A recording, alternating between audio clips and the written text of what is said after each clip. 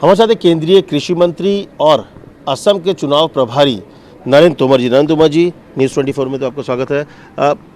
सबसे पहला सवाल कि जो चुनाव है इस बार, क्या कहीं से भी आपको लगता है कि जो बदरुद्दीन और कांग्रेस का जो गठबंधन है वो किसी तरह की भी चुनौती दे सकता है?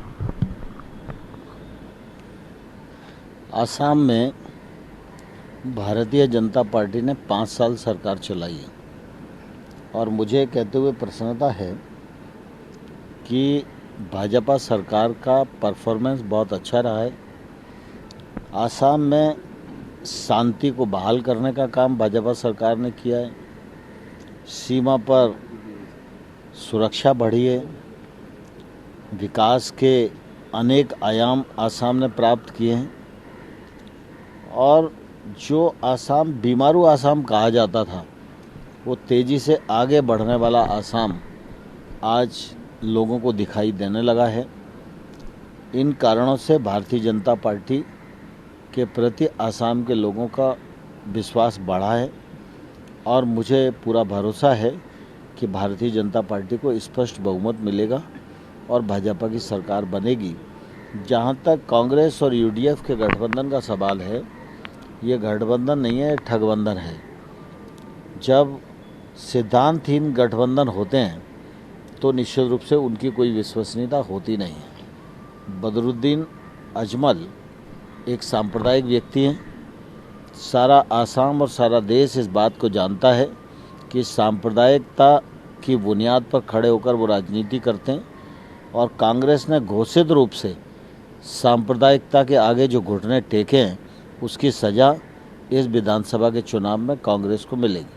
अगर देखें तो राहुल गांधी ने 5 गारंटी दी हुई है कि भाई जनता के सामने, उसी तरह से 10 बातें जो है कांग्रेस का, बीजेपी की 10 संकल्प है। आपको लगता है कि जो उनकी 10 गारंटी है और सबसे पहली गारंटी ही जो कांग्रेस की राहुल गांधी की सीए को हटाएंगे? नहीं, राहुल गांधी के किसी वक्तव्य पर और किसी गारंटी पर कांग्रेस ही भरोसा नहीं करती। कांग्रेस का कार्यालय और कांग्रेस का नेता ही कोई उनके ट्वीट को रीट्वीट नहीं करता है और जिस व्यक्ति की विश्वसनीयता कांग्रेस में ही संदिग्ध हो जाए तो देश उस पर कैसे भरोसा करेगा। और आप सब इस बात को भली भांति जान रहे हैं कि जिस प्रकार से राहुल गांधी चुनाव में दौरा करके झूठ बोल रहे हैं उससे उनकी कलई पूरी तरह खुल चुकी है और अब उनकी बात पर कोई आसाम में भी भरोसा नहीं कर रहा है, पश्चिम बंगाल में भी नहीं कर रहा है, देश में भी नहीं कर रहा है।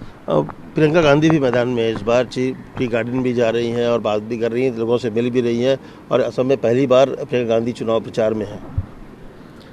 देखिए, प्रियंका गांधी कोई पहली बार चुनाव प्रचार में नहीं आई। असम के चुनाव प्रचार में इससे पहले भी वो चुनाव प्रचार में आती रही हैं।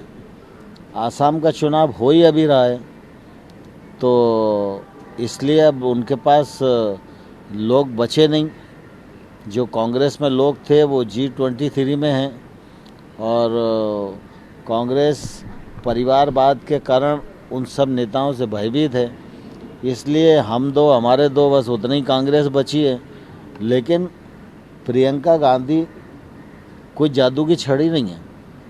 प्रियंका गांधी इससे पहले भी उत्तर प्रदेश में प्रवास करती रही है और चुनाव में प्रचार करती रही है और उत्तर प्रदेश की जनता ने भी उनको धूल चढ़ाया और अब आसाम की जनता भी उनको धूल चढ़ाने का काम करेगी।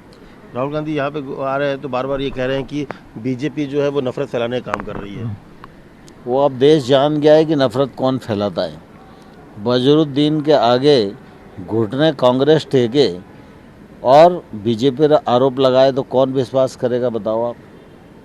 गौर सवाल है कि कृषि मंत्री भी हैं और अगर देखें तो जो किसान नेता है उन्होंने कहा था कि उनका जो पूरा आंदोलन है वो गैर राजनीतिक है, लेकिन जिस तरह से वो बंगाल पहुंचे हैं, इसके अलावा दूसरे राज्यों में भी जाकर रैलियां कर रहे हैं, बीजेपी के खिलाफ वोट देने के लिए अपील कर रहे हैं, तो उसको क्या कहेंगे आप?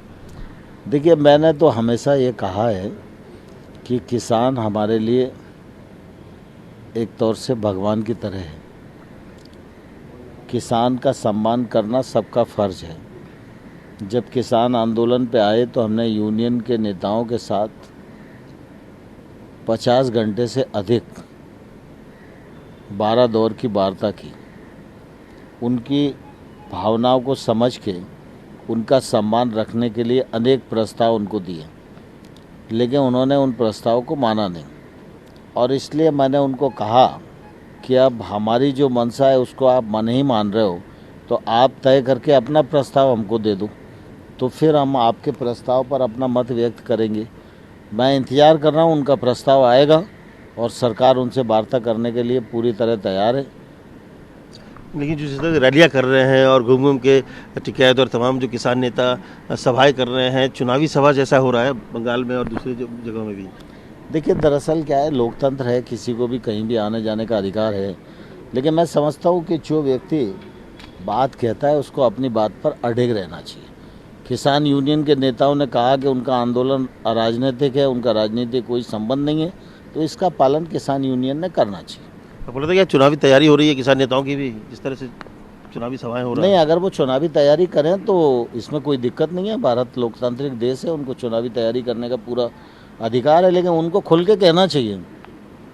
बंगाल में भी बीजेपी कह रही है कि जिस तरह से वहाँ पे नहीं मिला, जो किसान सम्मान जो था वो नहीं मिला है, आयुष्मान नहीं मिला, तो उसकी बात भी बार बार हुई कि किसानों को जैसे सरकार आएगी तो हम उनको किसान सम्मान देंगे।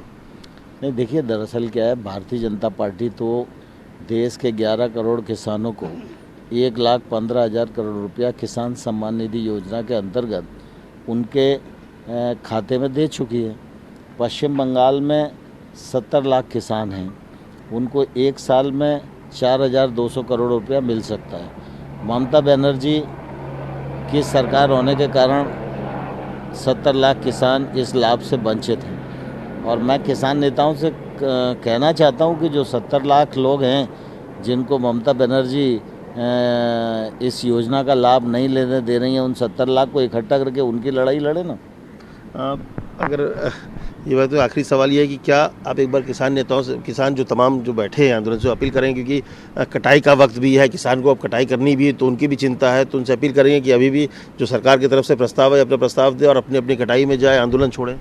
नहीं, मैं तो सभी किसान नेताओं को और किसानों को ये आग्रह करना चाहता हूँ, आंदोलन ही किसी समस्या का हल नहीं होता।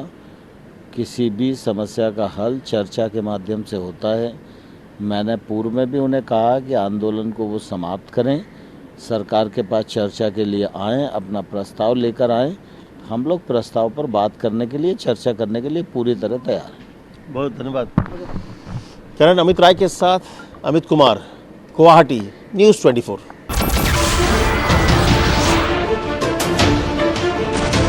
नमस्कार, मैं हूं मानक गुप्ता। अगर आपको हमारा ये वीडियो पसंद आया हो तो इसे लाइक और शेयर जरूर करें, और हाँ, हमें सब्सक्राइब और फॉलो करना ना भूलें ताकि आप देश और दुनिया की कोई खबर मिस ना करें। तो जुड़े रहिए हमारे साथ और देखते रहिए न्यूज़ 24।